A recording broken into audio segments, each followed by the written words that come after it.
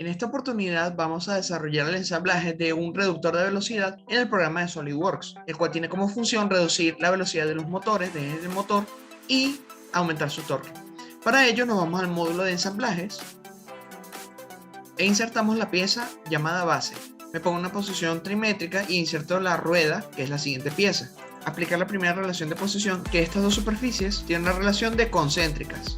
Y además voy a decir, para que esta figura que está rotando y que además sale y entra de la base, voy a decir que para que quede centrada, el plano alzado de la base junto con el plano alzado de la rueda tiene una relación de posición de coincidente, y así la pieza solo tiene la libertad de rotar. A continuación insertamos la siguiente pieza, que va a ser la tapa frontal, y ahora reaplicamos una relación de posición entre esta superficie y esta superficie, en la cual tiene que ser coincidentes, y asimismo esta arista con esta arista son coincidentes.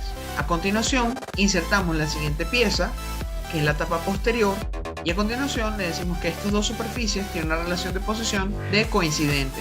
Asimismo, esta arista y esta arista son también coincidentes. Me ubico en la vista trimétrica y ahora insertamos las siguientes piezas. La bocina de eje entrada número 1, la cual vamos a decir que estas dos superficies internas tienen una relación de posición de concéntrico, y ahora esta pieza la sacamos para afuera de la base, y ahora decimos que esta superficie junto con esta superficie de la bocina son coincidentes. A continuación, la pieza que sigue es la bocina número 2 de eje de entrada. Luego podemos insertar la pieza 5, que es una bobina número 2 de eje de salida, y como hicimos con estas bocinas de la tapa frontal, asimismo vamos a decir que esta superficie y esta superficie son concéntricas. Ahora podemos insertar los tornillos que van a acoplar la tapa frontal con la base. Insertamos 4 en esta tapa frontal y ahora aplicamos relaciones de posiciones entre esta superficie y esta superficie, que son concéntricas. Asimismo, esta superficie de la tapa con esta superficie del tornillo tienen que ser coincidentes, y el mismo procedimiento para cada uno de estos 4 tornillos. Asimismo, insertamos 4 tornillos en la parte posterior de la tapa y aplicamos las mismas relaciones de posición. En esta parte hay un detalle, puesto que esta superficie tengo que hacerla concéntrica junto con esta otra superficie. Para ello le digo que son concéntricas, pero además no me sirve esta configuración. Tengo que invertir la dirección del tornillo en este botón, y ahora sí puedo aplicarle que esta superficie junto con esta superficie del tornillo son coincidentes, y así con cada uno de estos 4 tornillos de la tapa posterior. Nos damos cuenta también que esta tapa gira, lo cual no nos conviene. Por lo tanto, la solución que le vamos a dar es que el plano alzado de esa tapa junto con esta superficie de la base tiene una relación de posición de paralelo, y así con la tapa posterior. A continuación insertamos el eje de entrada y decimos que esta superficie junto con esta superficie interna tiene una relación de posición de concéntrico. Acto seguido insertamos la chaveta, la pieza que va junto con el eje de entrada, e indicamos que esta superficie junto con esta superficie tienen una relación de coincidente. Además, esta superficie junto con esta superficie también tiene una relación de coincidente, y para que esto no rote de esta manera, entonces también esta superficie tiene que tener una relación de coincidente con esta otra superficie. Nos ubicamos en una vista isométrica y ahora nos damos cuenta que este eje puede rotar libremente. Seguidamente vamos a insertar la pieza número 13, que es el anillo de retención de entrada, y la ubicamos por acá. Para hacer coincidir ese anillo con esta ranura, entonces lo que voy a hacer es seleccionar esta ranura y seleccionar la superficie interna de este anillo y decir que tiene una relación de posición de coincidente. Entonces ya tenemos estas piezas ensambladas, pero nos damos cuenta que el anillo de retención no sigue junto con la ranura. Entonces vamos a seleccionar esta cara de la ranura y esta superficie, y ahora sí le aceptamos la relación, y ahora nos damos cuenta que este eje puede moverse junto con el anillo. A continuación nos damos cuenta que este eje, la chaveta, esta superficie de la chaveta tiene que ser paralelo o coincidente con esta superficie de la rueda. Nos damos cuenta si esta relación en la configuración funciona así, nos damos cuenta que está al revés. Entonces vamos a indicarle que cambie la posición.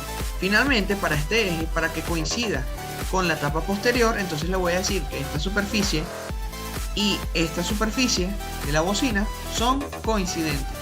Bien, allí lo tenemos, me ubica una vista trimétrica y vemos que la figura perfectamente se encuentra ensamblada. A continuación insertamos el eje de salida, el cual tenemos por aquí, lo insertamos y vamos a decir que esta superficie del eje junto con esta superficie interna de esta bobina tiene una relación de concéntrico. Y ahora sí, el eje puede rotar y también puede salir libremente de la base. Ahora importamos los anillos de retención para el eje de salida, que es la pieza 14. Insertamos uno acá y otro acá. Y a continuación, entonces vamos a decir que la ranura, esta ranura que está acá, junto con la superficie interna de este anillo, tiene una relación de concéntrico.